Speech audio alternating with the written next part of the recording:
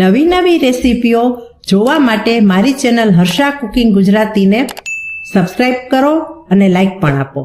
ઢોકળા તો તમે અનેક પ્રકારના ખાધા હશે, પણ આજે જે ઢોકળા બનવા જઈ રહ્યા છે ને તે તમે ક્યારેય નહીં ખાધા હોય. તો ચાલો બનાવવાનું શરૂ કરીએ આજની રેસીપી, નવા સ્વાદના નવા ઢોકળા.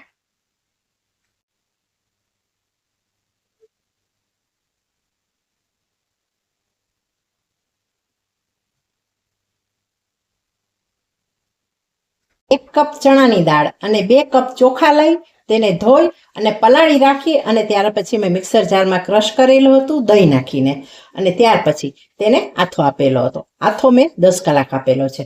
એકદમ સરસ એવું ફર્મેન્ટેશન થઈ ગયું છે, જોઈ શકાય છે. જો કેટલો સરસ આથો તૈયાર થઈ ગયો છે. અહીં આથો આપવા માટે ખાટું દહીં લેવાનું. હવે આ ઢોકળા આપણે અલગ રીતે કરવાના છે. ચોક્કસ મારી ગેરંટી છે કે આવા ઢોકળા તમે ક્યારેય નહીં ખાધા હોય, એટલે વિડીયોને છેક સુધી જોતા રહેજો. અહીં આપણે અડધી ચમચી હળદર એડ કરી દઈએ, સ્વાદ મુજબ મીઠું એડ કરી દઈએ અને બંનેને સારી રીતે મિક્સ કરી લઈએ.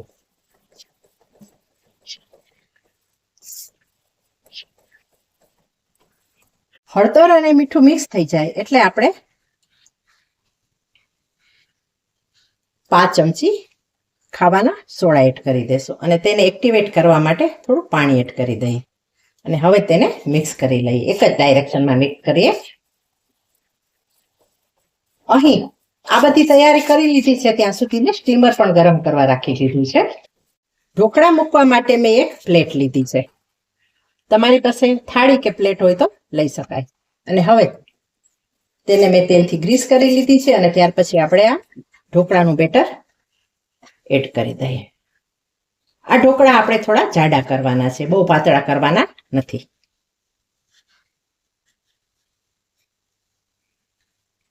પહેલેથી જ પાણીને ગરમ કરવા રાખી મૂક્યું હતું સ્ટીમરની અંદર. પાણી ગરમ થઈ ગયું છે. હવે આપણે આ પ્લેટ મૂકી દઈએ અને 15 મિનિટ માટે આપણે ઢોકળાને સ્ટીમ કરી લઈએ. 15 મિનિટ પછી ઢોકળા એકદમ સરસ ફૂલેલા તૈયાર થઈ ગયા છે, જોઈ શકાય છે.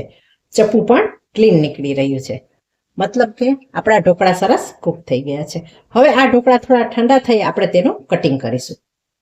ઢોકળા ઠંડા થઈ રહ્યા છે ત્યાં સુધી આપણે બીજા ઇન્ગ્રીડિયન્ટ્સ જોઈ લઈએ. આ ઢોકળા આપણે અલગ રીતે બનાવવાના છીએ, એટલે તેમાં શાકભાજીની જરૂર પડશે. અહીં પોણી વાટકી કાપેલી કોબી, અડધી વાટકી કેપ્સિકમ, એક મોટી ડુંગળીને સમારી લીધી છે અને અડધા ગાજરને ખમણી લીધું છે. હવે આપણે બીજી પ્રોસેસ કરીએ. ઠંડા થયે ઢોકળાને આપણે ડીમોલ્ડ કરી લીધા છે અને હવે તેના આપણે ટુકડા કરીશું.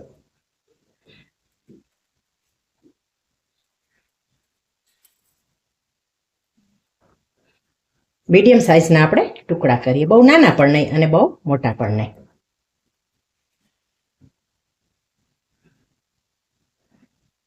જુઓ, એકદમ પોચા સ્પંજી ઢોકળા બનીને રેડી થઈ ગયા છે. ઢોકળાનો વઘાર કરવા માટે અહીં મેં કડાઈમાં 2 ટેબલસ્પૂન તેલ ગરમ કરેલું છે. તેલ ગરમ થઈ ગયું છે. હવે આપણે તેલની અંદર એડ કરીએ 5 ચમચી હિંગ અને તરત જ આપણે એડ કરી દઈએ કોબી.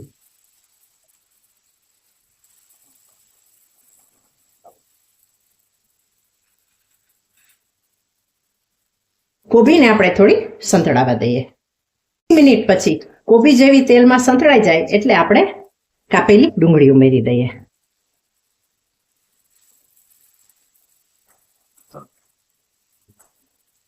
ડુંગળીને પણ અડધી મિનિટ જેવી સંતળાવા દઈએ. જેવી ડુંગળી સંતળાઈ જાય એટલે આપણે એડ કરી દઈએ 3 કળી બારીક સમારેલું લસણ.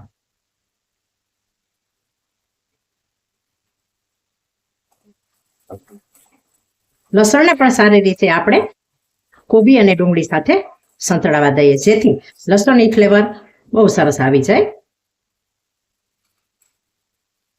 અને હવે આપણે ઉમેરીએ ખમણેલું ગાજર અને સમારેલું કેપ્સિકમ.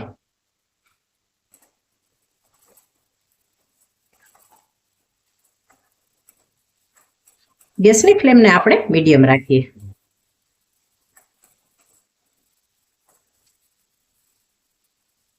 2 મિનિટ સંતળાઈ જાય એટલે આપણે શાકભાજીના ભાગનું મીઠું એડ કરી દઈએ. મીઠું અહીં ઓછું નાખવાનું છે કારણ કે આપણે બીજા 3 ઇન્ગ્રેડિયન્ટ્સ એવા ઉમેરીશું કે જેમાં મીઠું હોય છે.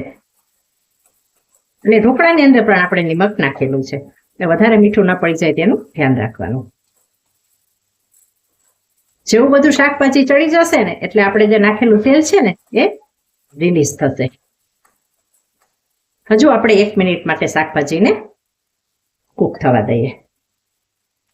અહીં શાકભાજી 70% જેટલા કૂક થઈ ગયા છે. આનાથી વધારે ઓવરકુક આપણે આ રેસીપીમાં કરવાના નથી. હવે આપણે ઉમેરીશું તેની અંદર 1 ટેબલસ્પૂન શેઝવાન સોસ. આજે આપણે બનાવી રહ્યા છીએ ચાઇનીઝ ઢોકળા. ત્યાર પછી 2 tablespoon tomato ketchup, 2 tablespoon soya sauce,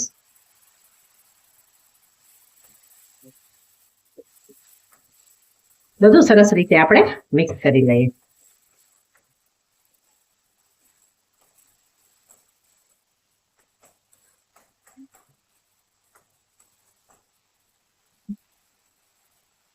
બધા સોસીસ ઉકળી જાય એટલે આપણે ગેસની ફ્લેમને થોડી લો કરી દઈએ અને તેની અંદર આપણે આ ઢોકળા મૂકી દઈએ.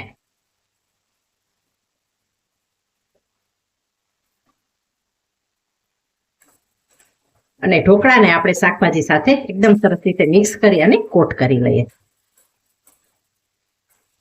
જ્યારે નવી રીતે ઢોકળા બનાવવાનું મન થાય કે કંઈ નવું ખાવાનું મન થાય ને ત્યારે આ પ્રકારે ચાઇનીઝ ઢોકળા તમે ચોક્કસ બનાવજો. બહુ સરસ લાગશે. ઘરમાં બાળકોને તો પસંદ આવશે પણ સાથે સાથે આ બધી વસ્તુ મોટાને પણ વેરિએશન માટે સરસ લાગતી હોય છે. અને એકને એક પ્રકારના ઢોકળા ખાઈને આપણે કંટાળી ગયા હોય ને તો નવું વેરિએશન ઢોકળામાં કરી શકાય. જેવું બધું શાકભાજી અને સોસીસ ઢોકળામાં મિક્સ થઈ જાય ને એટલે આપણે ગેસને બંધ કરી દેવાનું છે.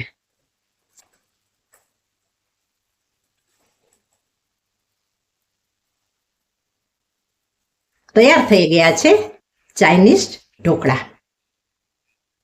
ચાઇનીઝ ઢોકળાને આપણે સર્વિંગ પ્લેટમાં લઈ લઈએ. જો વિડીયો જોયા પછી વિડીયો સારો લાગ્યો હોય ને તો વિડીયોને વધુને વધુ શેર કરજો, એક લાઈક આપી દેજો, કોમેન્ટ કરજો. અને જો તમે ચેનલ પર પહેલી વાર આવ્યા છો તો ચેનલને સબસ્ક્રાઇબ કરી બેલ આઇકોનને પ્રેસ કરી દેજો. જ્યારે હું નવા વિડીયો અપલોડ કરું ને ત્યારે સૌથી પહેલું નોટિફિકેશન તમને મળી જાય. હવે મળીશું બીજી જ નવી રેસીપી સાથે.